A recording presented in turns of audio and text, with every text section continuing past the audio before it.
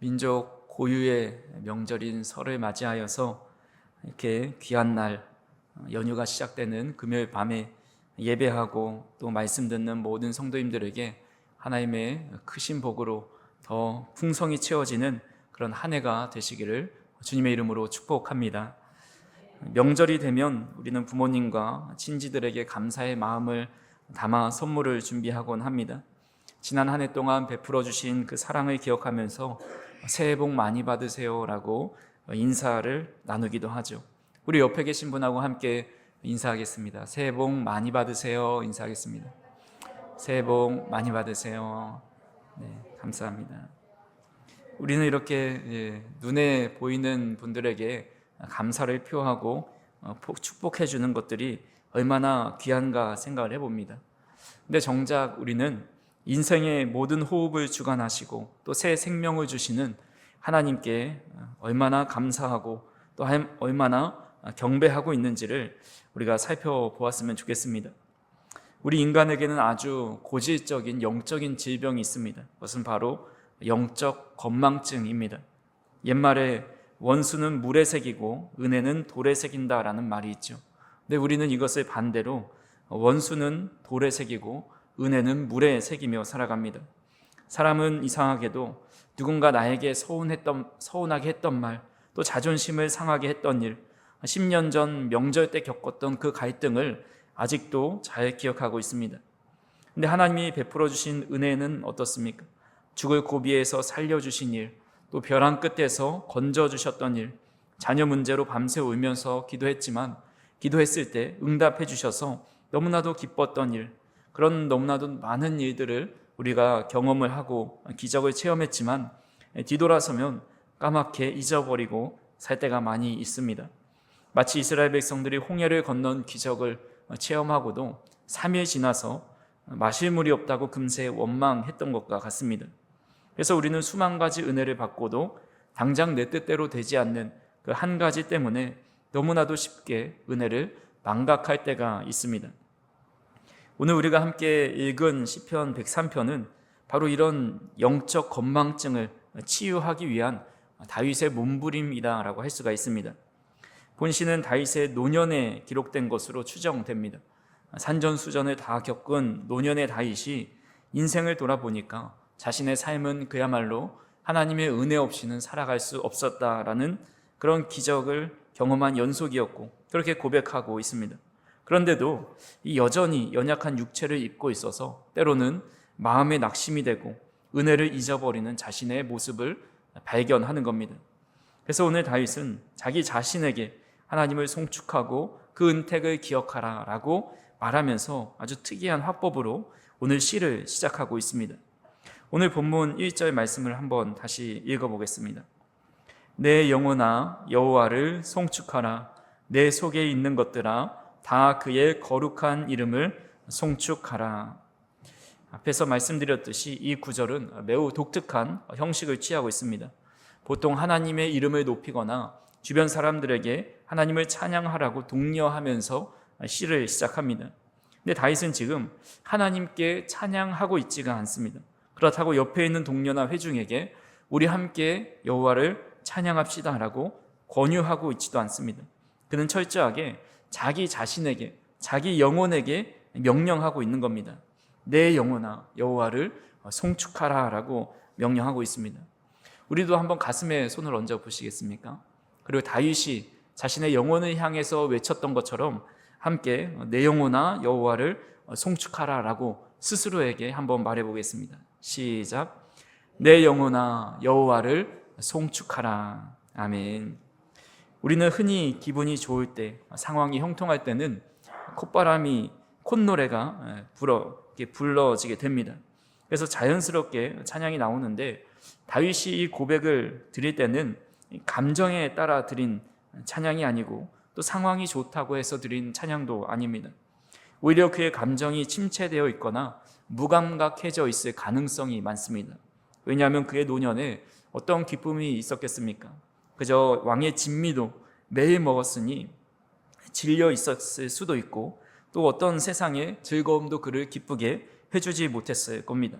그래서 그런 감정의 침체와 무감각 속에서 그가 의지를 발동해서 내 영혼아 이대로 있으면 안 된다. 여호와를 송축하여라 라고 자기 자신의 영혼을 깨우고 있습니다. 우리는 아침에 일어날 때 일어날 때의 기분이 하루를 지배할 때가 있습니다. 오늘따라 우울하다. 오늘따라 일어났는데 몸이 참 무겁다. 뭔가 기분이 좋지 않다. 꿈자리가 사납다. 이런 생각이 들면서 하루 종일 그 기분에 지배를 당하며 살아갈 때가 있습니다. 영국의 마틴 로이드 존스 목사님은 그에 져서 영적 침체에서 이런 말을 합니다. 여러분이 인생에서 겪는 불행의 대부분은 여러분이 자신에게 말을 거는 대신 자아가 하는 말을 듣고만 있기 때문입니다 라는 말을 합니다. 우리가 자아가 하는 소리를 듣고 있는 겁니다. 피곤해. 또 가서 일해야 하는구나. 내 인생은 왜 이렇게 고달플까? 우리의 자아는 그저 있는 현상과 어려운 상황만 보면서 우리 자신에게 부정적인 소리를 할 때가 많이 있습니다. 그래서 자연스럽게 그 자아의 소리를 듣다 보면 우울해지고 불평이 생겨납니다. 다윗은 이런 자신의 자아에 귀를 기울이는 대신에 자기의 영혼에게 변하지 않는 진리를 선포하고 있습니다. 지금 내가 처한 상황이 어떠하든 너는 마땅히 여호와를 송축해야 한다 라면서 감정은 늘 변덕스럽지만 하나님의 말씀은 불변하기 때문에 그는 감정에 자신의 찬양과 또 생각과 그런 감사의 마음을 담은 것이 아니라 든든한 말씀 위에 그의 감정을 올려놓고 삶을 올려놓으면서 하나님을 찬양하고 있습니다. 그리고 다윗은 이어서 말하는 거죠. 내 속에 있는 것들아 다 그의 거룩한 이름을 송축하라 라고 말을 합니다.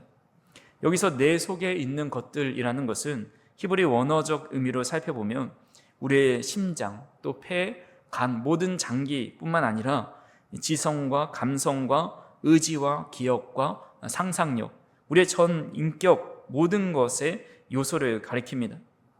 제가 청소년 사역할 때는 아이들이 예배 나올 때에 예배를 드리는 것의 목적이 있기보다도 예배를 빨리 마치고 PC방에 가고자 하는, 노래방에 갈 생각을 하는 친구들이 많이 있었습니다. 그래서 그곳에 가기 위해서 예배를 드리고 합법적으로 부모님께 허락을 맡으려고 예배의 자리로 나오는 경우가 많이 있습니다. 어른들이라고 과연 다를까 생각을 해보면 우리도 마찬가지일 때가 많이 있습니다. 예배를 마치고 장 볼 생각을 하고, 예배를 마치고 어떤 TV 재밌는 프로그램을 볼 생각을 하기도 하고, 또 예배를 드리면서도 여러 가지 생각을 가지고 예배를 드릴 때가 있습니다. 다윗은 모든 잡념을 멈추고 흩어진 마음들을 하나로 모아서 하나님을 찬양하라. 나의 지성과 지혜와 나의 감성과 모든 것들이 하나님을 송축하라라고 말하고 있는 겁니다. 그래서 이것이 전심으로 찬양하라, 송축하라 라는 말인데, 우리가 입술로만 또 몸만 이 자리에 있는 것이 아니라 우리의 온 인격과 감정과 전심이 하나님을 향해 정렬되기를 원하는 마음으로 이는 이렇게 고백하고 있는 겁니다. 우리가 오케스트라의 여러 악기가 하모니를 이루어서 연주를 합니다. 보통 피아노나 바이올린 같은, 첼로 같은 악기는 계속 연주되죠.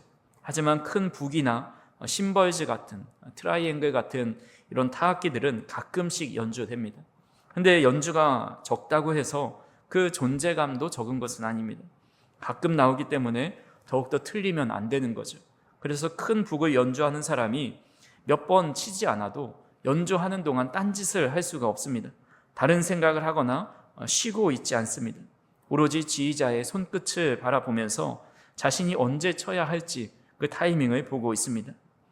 타악기뿐만 아니라 모든 악기가 이 지휘자의 손끝 하나에 집중하듯이 우리의 내면의 모든 기능이 하나님의 이름을 높이는데 집중하는 것, 이것이 바로 내 속에 있는 것들로 여호와를 송축하는 모습이라 할 수가 있습니다.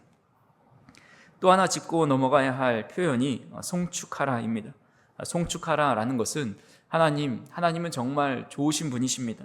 위대하신 분이십니다. 입술로 고백하는 것뿐만 아니라 완전히 무릎을 꿇다라는 뜻을 가지고 있습니다.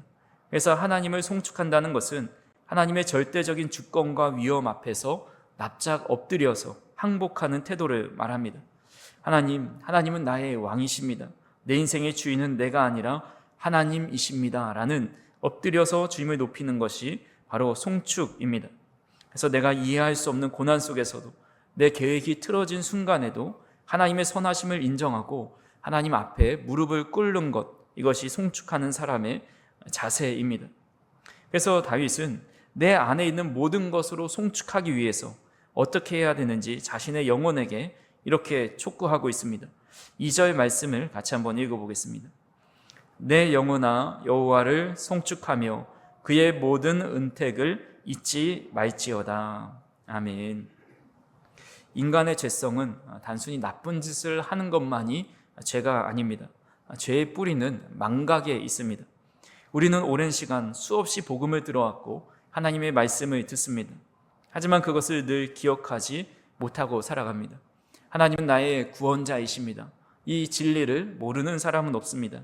하지만 고난이 오고 힘든 일이 찾아왔을 때 그 말씀이 생각나서 그래도 나는 하나님께서 구원하신 존재이지, 하나님의 자녀이지, 그것으로 인해서 기뻐하고 감격하지 못합니다. 그래서 대부분 이 놀라운 복음을 잊어버린 채로 살아갑니다. 그렇기 때문에 매일 복음을 들어야 하는 이유는 우리는 매일 복음을 잊어버리기 때문입니다. 하나님의 은혜도 마찬가지입니다. 하나님의 베풀어 주신 1000가지 은혜를 당연한 것으로 여기고 물에 흘려 보냅니다. 반면에 단 한 가지 결핍이나 서운함은 바위에 새겨두고 평생을 원망하는 것이 바로 우리가 가지고 있는 연약함이라 할 수가 있습니다. 근데 우리는 그런 하나님의 은혜를 기억해야 하는데 여기서는 다윗이 은택이라는 표현을 사용합니다. 은택이라는 히브리어 말은 보상, 처리, 다루심이란 뜻입니다. 단순히 하나님께서 주신 선물, 좋은 것만을 의미하는 것이 아니라 모든 것을 다루시는, 우리 인생을 어떻게 다루시는지 그 섭리를 바라보면서 은혜를 기억하는 것을 의미합니다. 그래서 다윗은 하나님께서 내 삶에 어떤 은혜를 주셨는지, 어떻게 다루시고 처리하셨는지를 늘 되새기기 위해서 안간 힘을 쓰고 있습니다. 잊지 않는 것은 소극적인 행위가 아니라 적극적인 영적 투쟁이라 할 수가 있습니다. 감사는 저절로 생기는 감정이 아니라 기억해내는 자만이 누릴 수 있는 능력이다라고 주석가는 말을 합니다. 우리가 송축하지 못하는 이유는 조건이 부족해서, 상황이 안 좋아서가 아니라 기억해야 할 은혜를 망각했기 때문일 때가 많이 있습니다. 그래서 저 우리 성도님들이 하나님께서 주신 은택을 기억함을 통해서 늘 하나님 앞에 엎드려 하나님을 송축할 수 있는 그런 믿음의 사람들이 다 될 수 있기를 간절히 소망합니다. 그렇다면 하나님께서 주신 은택이 무엇이기에 우리는 마땅히 하나님을 송축하며 살아가야 할까요? 3절에서 5절의 말씀을 함께 봉독해 보겠습니다. 그가 내 모든 죄악을 사하시며 내 모든 병을 고치시며 내 생명을 파멸해서 속량하시고 인자와 긍휼로 관을 씌우시며 좋은 것으로 내 소원을 만족하게 하사 내 청춘을 독수리같이 새롭게 하시는도다. 아멘. 다윗이 자신의 인생을 생각해 보니까 5가지 하나님의 은택이 있었습니다. 사하시고 고치시고 속량하시고 관을 씌우시고 만족하게 하시는 은혜. 이 5가지 은택을 보니까 서로 독립적인 것이 아니라 우리가 죄된 인간이 구원받아서 하나님의 자녀가 되기까지의 전 과정을 보여주고 있습니다. 가장 먼저 다윗은 그가 내 모든 죄악을 사하셨다라고 선포하고 있습니다. 우리는 살아가면서 수많은 죄책감과 수치심을 가지고 살아갑니다. 내가 그때 왜 그랬을까? 내가 왜 그 말을 하고 그런 행동을 했을까? 역시 나는 안 되는 사람이구나. 이런 내면의 참소는 우리 영혼을 병들게 합니다. 그래서 세상의 상담을 가보면 너는 잘못이 없어, 환경의 탓이야 라고 말을 하거나 자신을 용서하라 라고 이야기합니다. 하지만 성경은 조금 다릅니다. 성경은 우리의 죄에 대해서 아주 적나라하게 드러내고 그 죄의 대가가 사망이라는 것을 분명히 말합니다. 하지만 놀라운 소식은 하나님께서 그 죄의 문제를 다 해결하셨다라는 사실입니다. 여기서 사하신다라는 말은 단순히 묵인하거나 덮어둔다라는 의미가 아닙니다. 그 죄의 대가가 완전히 제거되었다라는 것을 의미합니다.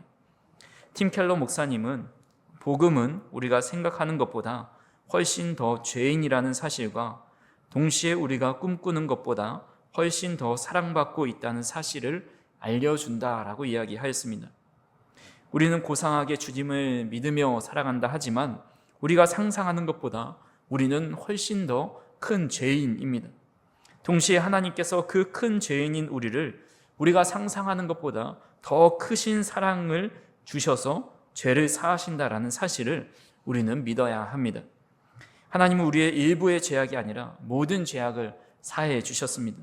하나님은 우리를 사랑하셔서 과거의 죄, 현재의 죄, 미래의 죄까지도 십자가의 보혈로 씻어주시고 우리가 상상하는 것보다 더 크신 사랑을 주시는 분이다라는 사실을 믿고 살아가실 수 있기를 간절히 소망합니다.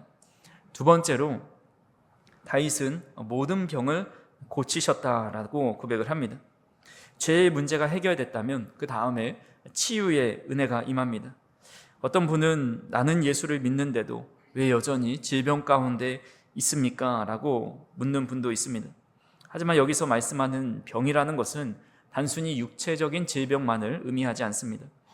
히브리적 사고에서 인간은 영과 혼과 육으로 나눠져 있습니다. 이것이 통합된 것이 바로 우리 인간인데 여기서 말씀하는 병을 고치신다는 것은 이런 전인적인 회복을 의미합니다.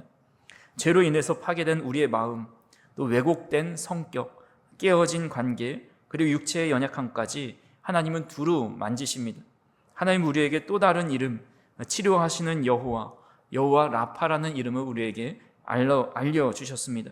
그래서 때로는 기적적인 방법으로 우리를 치유하시고 때로는 의사의 손길을 통해서 치유하시고 때로는 병이 치유되지 않았지만 우리의 영혼이 늘 강건하여서 병 중에서도 하나님을 찬양하고 기뻐하는 마음을 주셔서 병이 우리의 삶에 크게 문제로 다가오지 않게 하시도록 우리의 마음과 영을 치료해 주신다라는 겁니다.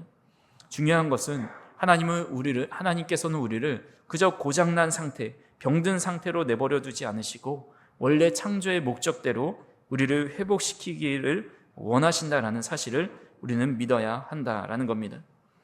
세 번째로 다윗이 생각하는 자신이 받은 은택은 생명을 파멸해서 속량하셨다라고 이야기합니다. 이 파멸은 히브리어로 보면 무덤, 구덩이 혹은 멸망을 의미합니다. 우리가 삶을 살아가다 보면 벼랑 끝에 몰린 것 같은 순간이 찾아옵니다. 깊은 수렁에 빠져서 내 힘으로 도저히 빠져나올 수 없는 절망적인 상황입니다. 그런데 그런 절망적인 상황은 부도가 나거나 큰 건강을 잃어버릴 때가 아닙니다. 진짜 우리의 삶의 파멸은 우리의 영혼이 완전히 죄된 상태로 죽음을 맞이해서 영원한 형벌인 죄악 속에 빠져서 영원히 그 지옥의 불 속에 들어가는 것이 바로 우리의 생명이 파멸되는 겁니다. 하지만 하나님은 우리를 속량하셨습니다. 속량은 노예 시장에서 값을 지불하고 노예를 사서 자유인으로 만들어주는 법적 용어입니다. 하나님은 우리를 구덩이에 건지기 위해서 가장 비싼 값을 치르셨습니다. 바로 예수 그리스도의 핏값입니다. 그렇게 우리는 우리 스스로를 절대 무가치하게 여겨서는 안 됩니다. 누가 1억짜리 큰 다이아몬드 반지가 흙이 좀 묻었다고 해서 먼지가 좀 쌓여 있다고 그것을 무가치하다고 말하는 사람은 없습니다. 하나님은 우리를 하나님의 자녀로 삼기 위해 예수님의 핏값으로 다 지불하셨습니다. 그렇기 때문에 우리의 상태가 어떻든지 간에 우리는 예수님 짤이고 예수님이 귀하게, 하나님이 우리를 귀하게 여기시는 존재라는 겁니다. 명절이 되어 친인척들이 모이게 되면 서로를 비교할 때가 있습니다. 물론 말로 비교하진 않아도 우리 마음속에 스스로 비교할 때가 있죠. 삶의 형편이 보이고 또 자녀들의 결혼과 취업과 이후에 대학교든지 어떤 삶의 모습을 보고 누가 뭐라 하지 않아도 다른 사람과 자신을 비교하기도 합니다. 하지만 세상의 화폐로는 살 수 없고 그 가치로는 매길 수 없는 예수님으로 나를 사셨다는 사실, 죽음에서부터 나를 속량해 주시고 파멸에서 영원한 생명을 주신 아주 귀한 존재라는 사실을 늘 기억하며 살아갈 수 있기를 간절히 소망합니다. 네 번째로 인자와 긍휼로 관을 씌우십니다. 씌운 것으로 인해서 그의 은택을 기억하고 있습니다. 구덩이에 건져진 우리를 하나님은 그대로 내버려 두지 않으십니다. 먼지와 상처 투성인 우리를 그냥 내버려 두지 않으시고 이 인자와 긍휼로 관을 씌워 주셨습니다. 이것은 신분의 변화를 상징합니다. 탕자가 집에 돌아왔을 때에 아버지는 그에게 제일 좋은 옷을 입히고 손에 가락지를 씌우고 신발을 신겨줍니다. 그의 신분이 완전 변화된 것을 의미합니다. 하나님은 우리를 단순히 용서받은 죄인으로 대한 것이 아니라 존귀한 왕 같은 제사장으로 사랑받는 자녀로 대우해 주신다라는 겁니다. 이것이 우리가 받은 영광스러운 면류관입니다. 마지막으로 시인은 좋은 것으로 내 소원을 만족하게 하사 내 청춘을 독수리같이 새롭게 하시는도다 라고 선포합니다. 가장 좋은 것은 은과 금이 아니라 바로 하나님 자신입니다. 주님은 악한 자라도 자녀에게 좋은 것을 주듯이 하나님께서 우리가 구할 때에 가장 좋은 것을 주지 않겠느냐라고 말씀합니다. 여기서 말씀하는 가장 좋은 것이 바로 성령 하나님이시죠. 성령님은 돈과 성공과 명예와는 비교할 수 없는 분이십니다. 성령님이 임하시면 내면이 새롭게 되고 성령과 함께하는 새로운 삶이 시작됩니다. 성령님이 임하시면 사랑과 희락과 화평과 오래 참음과 자비와 양성과 충성과 온유와 절제의 열매를 맺으며 살아갑니다. 성령님이 임하시면 지혜와 통찰과 용기와 지식과 경외하는 마음의 은사가 따르게 됩니다. 돈으로 살 수 없는 놀라운 영적인 복이 임하고 세상으로도 풍족히 채울 수 없는 것이 성령께서 우리 안에 임하실 때 무엇보다 만족하게 하시는 마음을 주십니다. 그렇게 가장 좋은 것을 받은 사람은 독수리같이 새롭게 된다라고 말씀합니다. 이사야 선지자는 여호와를 앙망하는 자는 새 힘을 얻으리니 독수리가 날개치며 올라감 같을 것이다 라고 말했습니다. 이보다 더 좋은 것이 어디 있냐라는 겁니다. 다윗은 이 5가지 받았던 은택을 기억하고 있습니다. 우리 한번 이 5가지 은택을 다시 한번 읽어보겠습니다. 첫 번째로 모든 죄를 사해 주셨습니다. 두 번째로 상한 심령과 육체를 고쳐 주셨습니다. 세 번째로 파멸의 구덩이에서 건져 주셨습니다. 네 번째로 사랑과 긍휼의 왕관을 씌워 주셨습니다. 다섯 번째, 가장 좋은 것으로 만족하게 하사 독수리처럼 새롭게 하셨습니다. 아멘. 이것이 오늘 저와 여러분들이 받은 참된 복입니다. 이 은혜가 지금도 현재 진행형으로 우리의 삶에 임하고 있다는 사실을 믿으실 수 있기를 간절히 소망합니다. 상황이 어렵다고 불평하기 전에 이미 받은 이 놀라운 은택을 우리는 기억할 때에 상황에 따른 송축이 아니라 어떤 상황에서도 하나님을 송축하는 삶을 살아갈 수 있게 됩니다. 우리가 마지막으로 한번 생각해 볼 것은 도대체 우리가 무엇이기에 하나님께서 이렇게 놀랍고 과분한 은혜를 주셨을까입니다.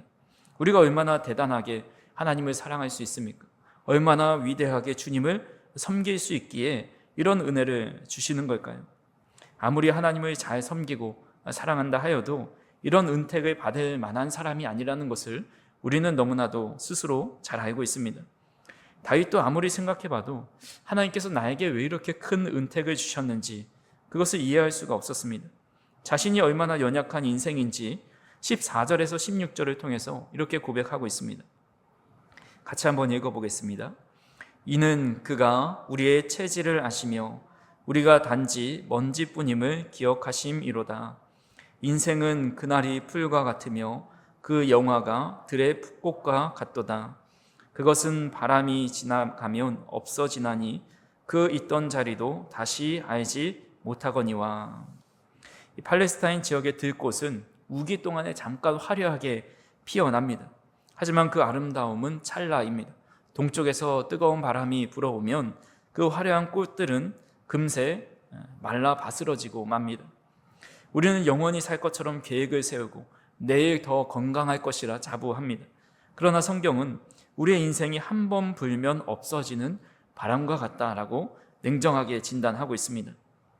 18세기 스코틀랜드의 시인이자 철학자였던 제임스 비티라는 분이 시를 통해서 이러한 인생의 덧없음을 이렇게 묘사했습니다.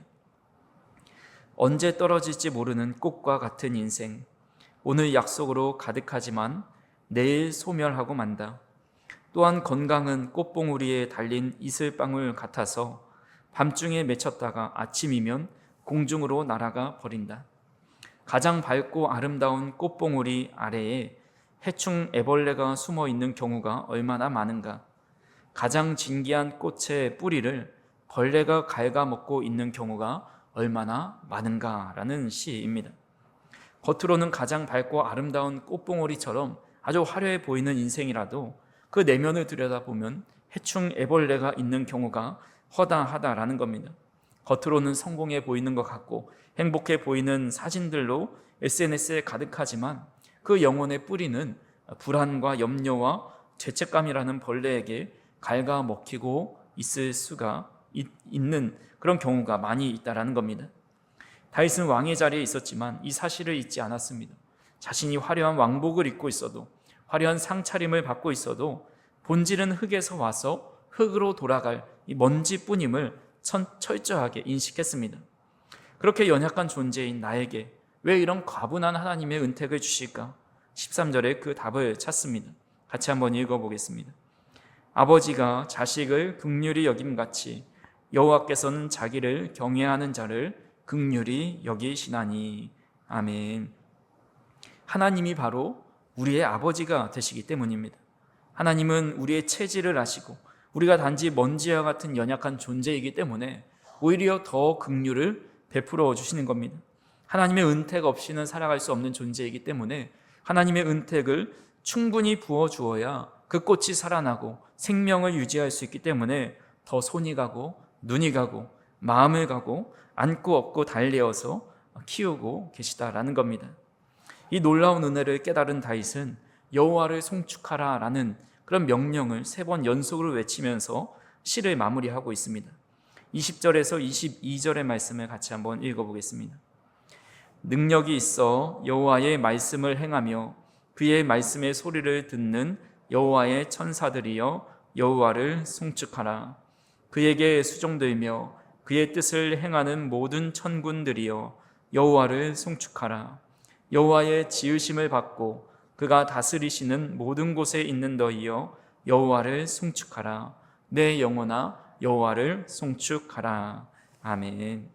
여호와의 은택을 입은 자만이 나같이 연약한 들풀과 같고 먼지와 같은 나를 하나님께서 귀한 은택으로 베풀어 주신 것을 늘 기억하는 자만이 여호와를 전심으로 송축할 수 있는 겁니다. 우리는 먼지와 같고 들의 꽃과 같은 인생이지만 하나님은 그런 우리를 잊지 않으십니다. 오히려 모든 죄를 사하시고 상처를 고치시고 구덩이에서 건지시고 인자와 긍휼로 관을 씌우시고 우리를 늘 붙들어 주셔서 가장 만족해 하시고 독수리 날개쳐 올라갔던 새 힘을 주시기를 원하십니다. 그래서 우리의 신앙의 핵심은 더 많이 얻는 것이 아니라 이미 받은 것을 잊지 않고 그것을 내 영혼아 여호와의 은택을 기억해라. 내 영혼아 여호와를 송축해라. 우리의 영혼을 향해서 계속해서 자각하고 하나님의 은혜를 깨닫게 하는 것이 매우 중요합니다. 그래서 다가오는 설 명절 속에서도 비교보다 감사가, 또 분주함보다 주님을 더 바라봄이, 또 습관보다 은혜의 기억이 우리의 중심이 되었으면 좋겠습니다. 어떤 자리, 어떤 형편에 있든지 우리의 영혼을 향해서 외치시기 바랍니다. 내 영혼아 깨어나라. 여호와를 송축해라. 내가 받은 은택이 얼마나 큰지를 다시 한번 생각해 보라. 우리가 구정, 이제 진짜 새해를 시작하는 이 시점에서 하나님의 은택을 늘 기억하면서 우리 영혼을 향해 깨우고 또 여호와를 송축하라, 또 촉구할 수 있는 그런 믿음의 선포와 하나님을 찬양하는 삶을 살아가는 그런 복된 인생이 되실 수 있기를 주님의 이름으로 축원합니다. 사랑과 은혜가 풍성하신 하나님 아버지, 오늘 우리에게 베풀어 주신 크고 놀라운 그 은혜를 기억하며 주님 앞에 기도할 수 있도록 인도하여 주시니 감사를 드립니다. 우리는 쉽게 잊고 또 쉽게 염려하며 순간의 상황에 흔들리는 연약한 존재이지만 우리 주님은 한순간도 우리를 잊지 않으시고 인자와 긍휼로 붙들어 주시니 참으로 감사를 드립니다. 우리의 죄를 따라 대하지 않으시고 허물보다 크신 자비로 덮어주시고 넘어질 때마다 다시 일으켜주신 그 은혜에 감사를 드립니다. 하나님, 우리의 영혼이 환경이 아니라 은혜 위에 서게 하여 주시고 문제보다 감사가, 조건보다 주님을 신뢰하는 마음이, 또 불평보다 주님을 향한 송축하는 고백이 먼저 나올 수 있도록 인도하여 주시옵소서. 특별히 설 명절을 맞이하는 모든 성도들의 걸음을 지켜 주옵소서. 오고 가는 길마다 안전으로 보호하시고 만나는 가족들마다 화평의 은혜를 허락하여 주옵소서. 혹 마음속에 남아있는 서운함과 묵은 감정들이 있다면 주님의 사랑으로 녹여주시고 가정마다 이해와 온유와 기쁨이 회복될 수 있도록 인도하여 주시옵소서. 우리 부모님 세대에는 강건함을 더하여 주셔서 장수케 하여 주시고 모든 질병으로부터 벗어나게 하여 주옵소서. 우리 자녀 세대에게는 소망과 길을 열어주셔서 어려운 이 시대 속에서 하나님께서 그의 걸음을 인도하여 주시고 그의 삶을 붙들어 주시는 은혜가 있을 수 있도록 인도하여 주옵소서. 명절의 분주함과 또 흥분된 마음 속에서도 우리의 시선이 사람과 상황에 매이지 않고 우리에게 은혜를 베풀어 주신 하나님을 늘 기억하게 하시고 어디에 있든지 감사하는 마음을 잃지 않을 수 있도록 인도하여 주시옵소서. 우리의 영혼이 잠들 때마다 날마다 주님의 말씀을 우리의 영혼을 향하여 선포할 수 있도록 인도하여 주시고 삶의 어떤 순간에도 여호와를 송축하는 인생이 될 수 있도록 인도하여 주시옵소서. 올 한 해에 주시는 크신 은혜가 우리의 삶 가운데 풍성히 차고 넘치게 하여 주실 줄 믿사오며 예수님의 이름으로 기도하옵나이다. 아멘.